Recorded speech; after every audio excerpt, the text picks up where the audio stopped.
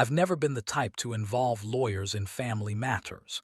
Maybe it's the way I was raised back when a man's word held weight and disagreements were settled with dignity, not paperwork. But times change, and apparently, so do people. Especially my son-in-law, Rohan. Rohan came from a family where everyone strutted around with legal jargon on the tip of their tongue. His father was a retired judge, his mother an attorney, and his older sister a corporate lawyer. He liked to remind us of this any chance he got. So when a property dispute arose over a small piece of land left by my late brother, Rohan practically glowed with excitement. It was his chance to prove how backward my approach to life was. "You're going unrepresented," he scoffed, leaning back in my living room sofa like he owned the place. "Papa Jai, this isn't the old days. People who walk into legal matters without lawyers, well, they walk out empty-handed." My daughter Aisha shot him a look, but he ignored her. "I'll manage," I told him calmly. "I know the facts, I know the land, and I know my brother's wishes." Rohan smirked. "You'll get eaten alive in court, but good luck." He said it loudly enough for the neighbors to hear. The hearing day. The morning of the hearing, I dressed in my simple gray shalwar camis, neatly pressed. I held my file, documents my brother had signed, maps of the land and tax receipts I had paid for years. I wasn't nervous, I was prepared. But Rohan didn't think so. He insisted on coming, not out of support, but because he wanted to witness how these things play out. He arrived in a tailored suit, cologne flooding the car, and sunglasses despite the cloudy sky. "Papa Jai, at least let me call someone," he said as we stepped into the courthouse. "I have contacts, real lawyers. You'll thank me later." "No," I said gently, "I can speak for myself." He let out a dramatic sigh and shook his head. "Your confidence is admirable, misguided but admirable." The opposing party, my cousin Farouk, had come with two lawyers in sharp black coats. They eyed me with amusement. Rohan elbowed me. "See, this is what real preparation looks like." I didn't respond. My eyes were on the entrance. I was waiting for someone. Not a lawyer. A man who held a truth Rohan could never imagine. The man who walked in. 10 minutes before the hearing, a tall, thin man in a faded khaki uniform walked into the corridor. His hair had gone gray, but his posture was straight as a steel rod. Rohan frowned. "Who is that? A security guard? Why is he coming this way?" But I recognized him instantly. It was Sub-Inspector Iqbal, my brother's closest friend, and the man who had been with him the night he signed his final statement regarding the land. He approached me with a respectful nod. "Assalamu alaikum, Malik Sahib. I found the original copy you mentioned." My heart tightened with gratitude.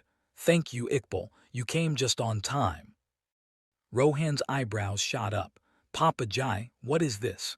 You brought a police officer instead of a lawyer." Iqbal turned toward him with the calm authority of a man who had seen decades of crime and corruption. "I'm retired now," he corrected politely. "But 22 years ago, I was the officer who recorded Malik Sahib's brother's dying declaration. The land was left to him. His cousin has no claim." Rohan's smirk vanished. Farouk's lawyers whispered rapidly among themselves, clearly shaken.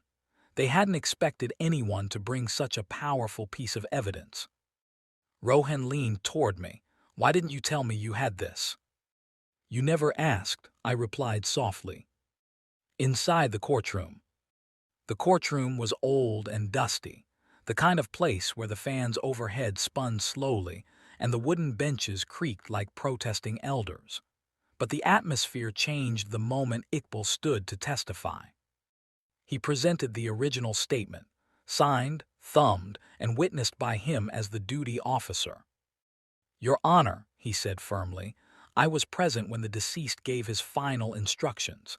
This land belongs to his younger brother. There is no ambiguity." The judge inspected the document closely. Farouk's lawyers tried to challenge the authenticity, But Iqbal had anticipated that. He provided the official diary entry number, the original ink-stained register reference, and a notarized confirmation he had brought along just in case. The judge raised an eyebrow. This is strong evidence. Farouk paled. Rohan leaned forward on the bench, stunned into silence. When my turn came to speak, I kept it brief. My brother and I worked that land together for years, I said. He told me many times he wanted me to have it. I only seek what he intended. The judge nodded. After reviewing everything, he announced his decision. The land rightfully belonged to me. Case dismissed. After the verdict, outside the courtroom, Farouk approached me with downcast eyes. Cousin, I thought the land was mine. I'm sorry. I should have asked before fighting you. I placed a hand on his shoulder. Family shouldn't fear each other. Let's move on. He nodded gratefully and walked away. Then came Rohan. He stood stiffly, struggling to find words. Papa Jai, I didn't know you had all this. His voice was softer now, stripped of arrogance. I shouldn't have mocked you. I was wrong. I smiled. Confidence doesn't come from loud words, Beta. It comes from knowing the truth. He looked down, embarrassed. I judged you unfairly.